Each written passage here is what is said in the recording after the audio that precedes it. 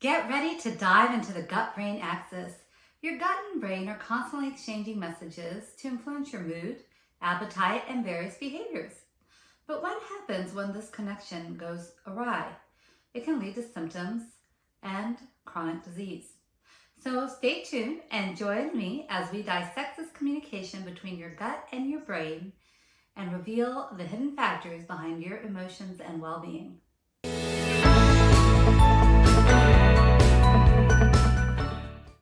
Hi, I'm Dr. Barr. I'm a board-certified family medicine physician and I'm certified in functional medicine. Noticed so far that all of my videos have been on gut health. And why is that? Because gut health is so important for optimal well-being. In fact, Hippocrates, the father of medicine, is known to have said, all disease begins in the gut. And there has been a ton of research in the last 2 decades on your gut health and how, when it goes awry, can lead to chronic disease. They've done a lot of research on your microbiome and how certain strains of bacteria in your microbiome might be linked to the risk of getting certain illnesses such as Alzheimer's. And it's very, very fascinating. So by optimizing your gut health and making it well, then you're more likely to be well overall because your gut affects so many other systems in your body. And today in specific, I'm going to talk about one component of that called the gut-brain axis. And the gut-brain axis is a system in how the brain communicates to the gut, and then the gut communicates to the brain. It's bidirectional, meaning that it travels in both ways. And we used to think that the brain sent most of its signals to the gut to influence digestion, but now we're realizing that the gut has 200 to 600 million neurons, and it has its own nervous system that we call the enteric nervous system, and actually sends more signals to the brain than the brain does to the gut. And that's very fascinating. In fact, if you were to cut off the enteric nervous system from the brain, it could still function, and so has been deemed to be called the second brain. So what is this gut-brain axis? So as I said, it is a bidirectional communication where the brain sends signals to the gut to influence digestion, and the gut can send signals to the brain that influences not only digestion, but your moods and other behaviors. So let's start by talking about how the brain communicates with the gut. And the brain communicates with the gut primarily through something called the autonomic nervous system. The autonomic nervous system is composed of two parts, the parasympathetic system and the sympathetic nervous system. In the parasympathetic nervous system, this gets activated by your brain whenever it senses that you are in a relaxed state and that the area around you is safe. It'll get activated during times of rest or after a meal. The vagus nerve is a nerve that comprises 75% of this parasympathetic nervous system, and it starts in the brain stem, which is kind of the back of your brain, in a particular part called the medulla oblongata. It goes down your brain stem and then branches into two parts down each side of your neck. It has endings on your lungs and your heart and further travels down into your abdomen where it has nerve endings on your pancreas, your stomach, liver, and intestines.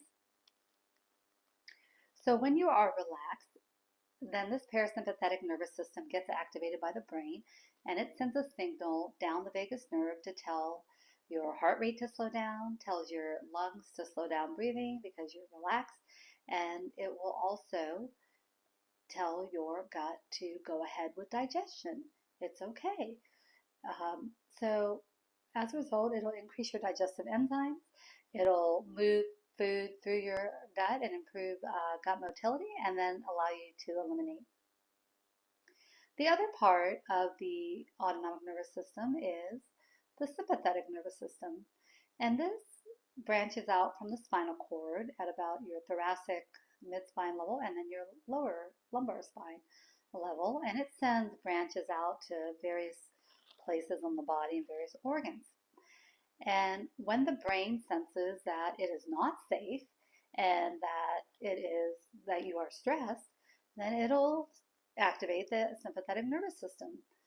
And this is to be able to have energy for things that are necessary. So it'll divert blood flow from the gut and move it more towards your skeletal muscles so that you can run if there should be a predator. But it does this by stimulates a part of the adrenal glands, and the adrenal glands are little glands that sit on top of your kidneys. And there are two parts to it. There's the adrenal medulla, and the adrenal cortex. So in acute stress, the immediate response is to trigger the adrenal medulla to secrete something called norepinephrine, and that gets to epinephrine. And these slow down your gut. So it tells the gut to slow down, preserve energy, don't digest the food. So don't release as many digestive enzymes, slow the food down through the gut, and don't eliminate. It'll also send signals to your heart to increase heart rate and to increase breathing. The other part that it'll trigger is the adrenal cortex. And the adrenal cortex is what secretes cortisol. And that's a more slower response than the response to the adrenal medulla. It does this by activating a part of the brain called the hypothalamus. And the hypothalamus then sends a hormone called CRH to stimulate the pituitary gland, which is also in the brain, to secrete something called ACTH. This then goes down to the body and stimulates a part of the adrenal glands and the adrenal cortex. And the adrenal cortex is what secretes cortisol. And cortisol affects your gut microbiome. And when the gut microbiome is affected, then that can affect the signals that your gut makes to your brain that influence not only digestion, but also your moods, memory, and other behaviors.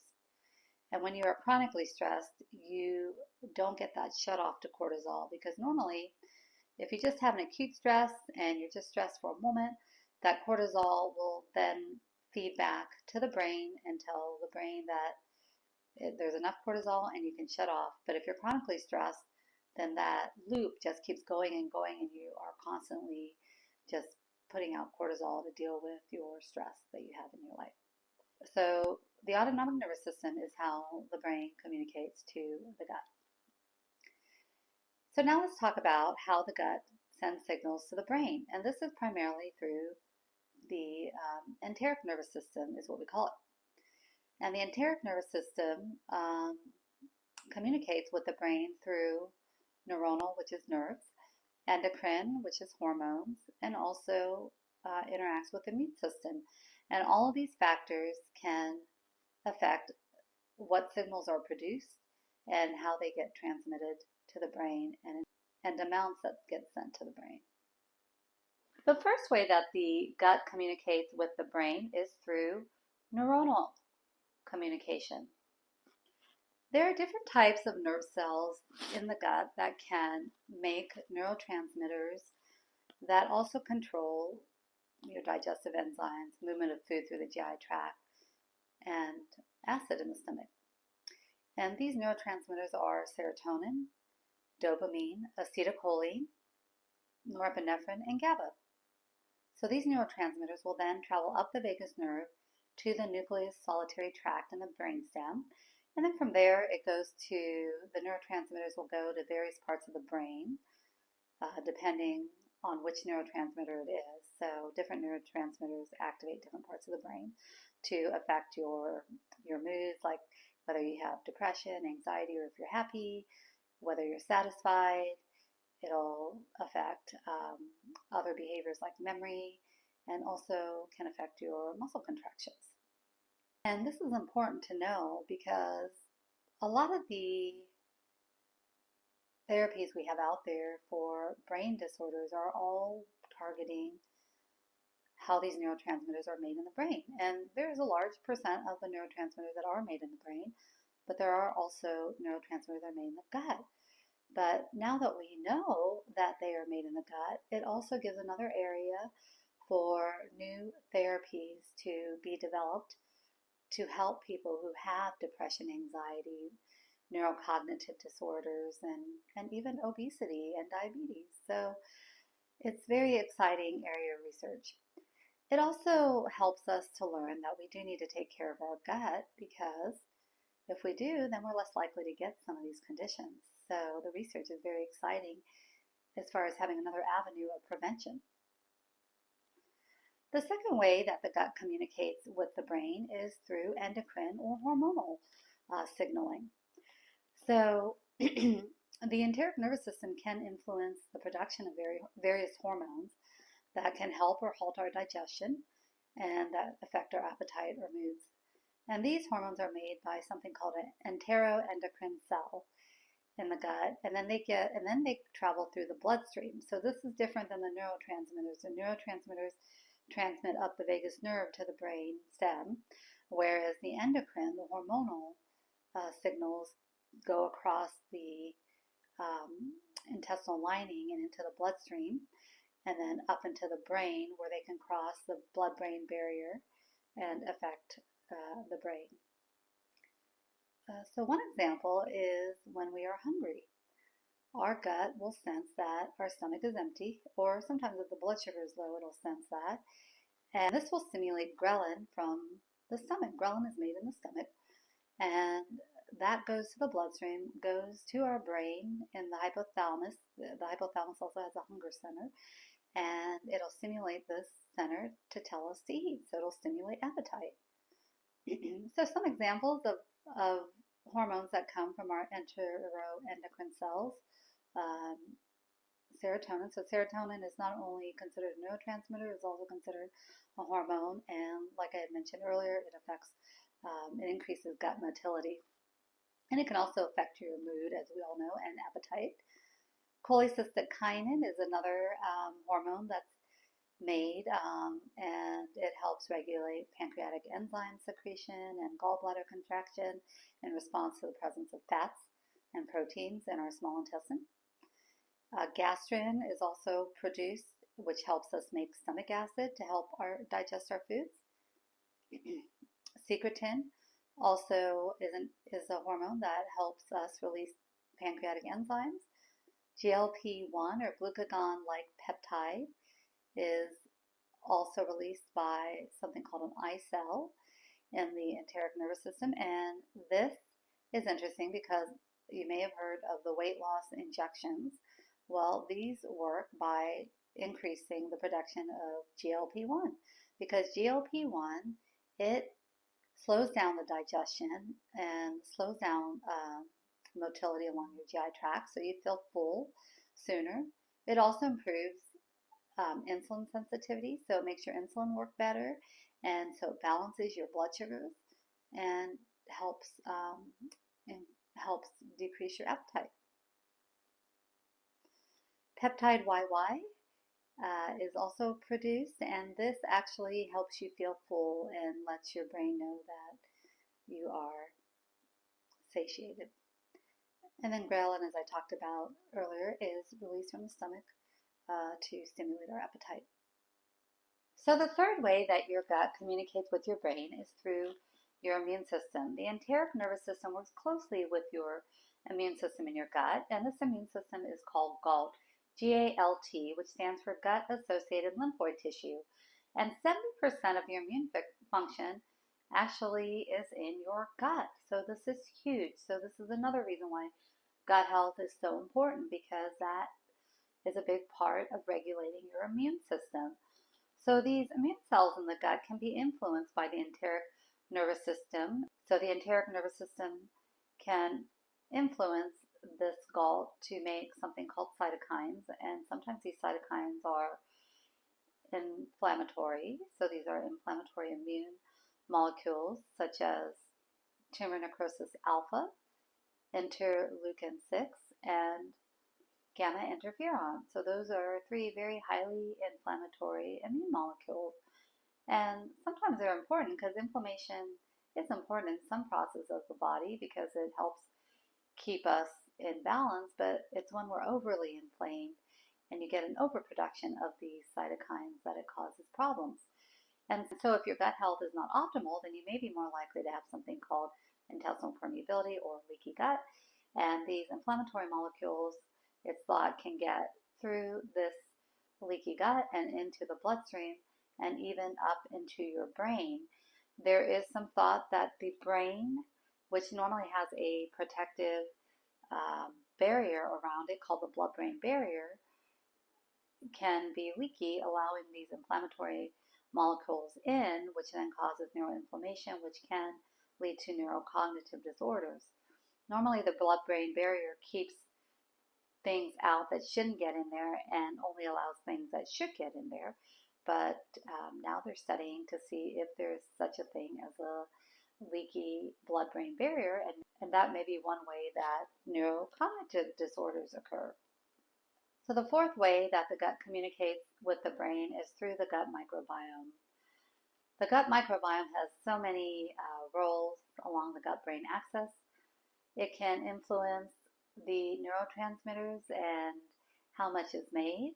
It can influence those neurotransmitters such as serotonin, dopamine, and GABA, which can then influence your mood, behavior, and brain function. So if you don't have a good gut microbiome, then you may be more likely to have issues with anxiety, depression, addictions, because dopamine plays a big role in addictions, and also be more agitated because GABA actually helps relax you.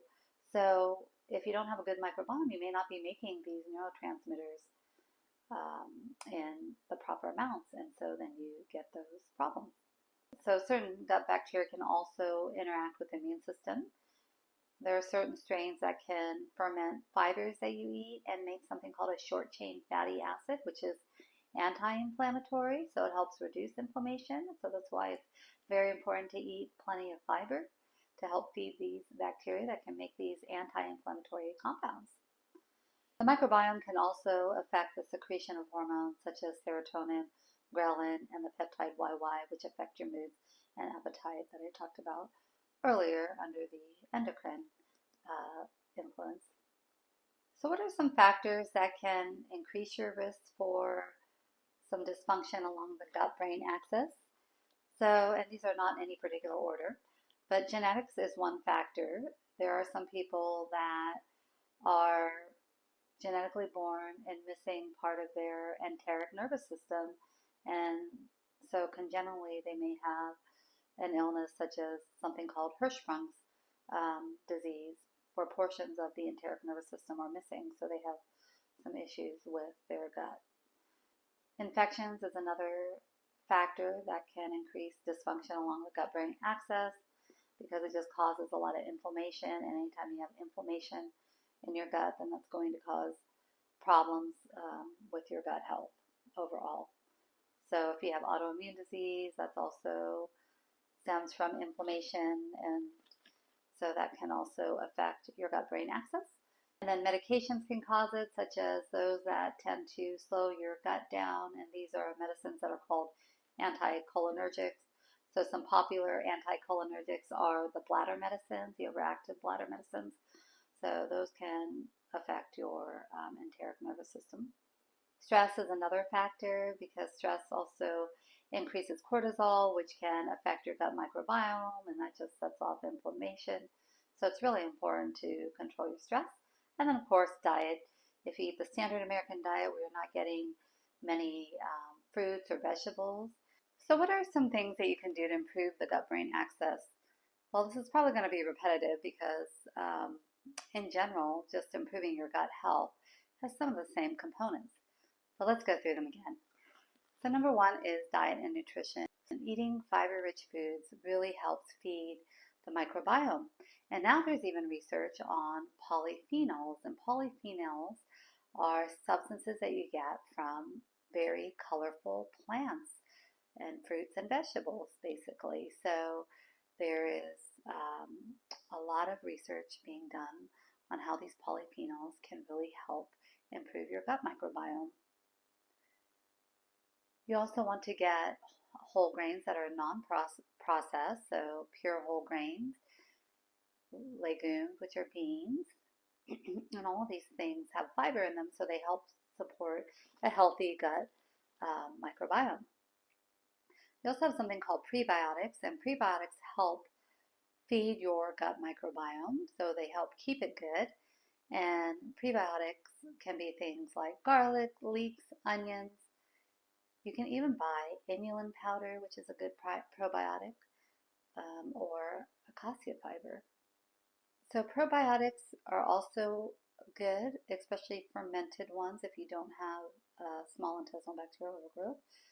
But things like kefir, sauerkraut, kimchi, and you want to get the refrigerated version, so those cultures are live. Stress management. Managing stress is so important because you do want to keep your cortisol levels in balance. And we all deal with stress, and it's really the perception of stress that affects us. It's not the actual stress. I mean, have you ever seen two people in a same stressful situation, and one person will be more solution focused, whereas the other person is freaking out and asking, why is this happening? So you want to have more of the solutions-based thinking when you're dealing with stress, because it's not the actual physical stress, it's your perception of stress that triggers that sympathetic nervous system. So if you have practices in place that helps you stay calm when something happens, then you're more likely to have a good stress response and help keep the sympathetic nervous system from being hyperactive. Sleep is also something that's very important. You need to prioritize good sleep hygiene and get at least 6 to 8 hours of sleep. I know that's challenging for me sometimes, just logistically, there's so many things to do, right? And so it's hard to get that many hours of sleep. But having good sleep hygiene practices in place, so no eating like 3 hours before bedtime, because if you are eating and digesting, sometimes that can interfere with your sleep. It can also increase your risk for having acid reflux if you lay down after eating, and that doesn't allow you restful sleep.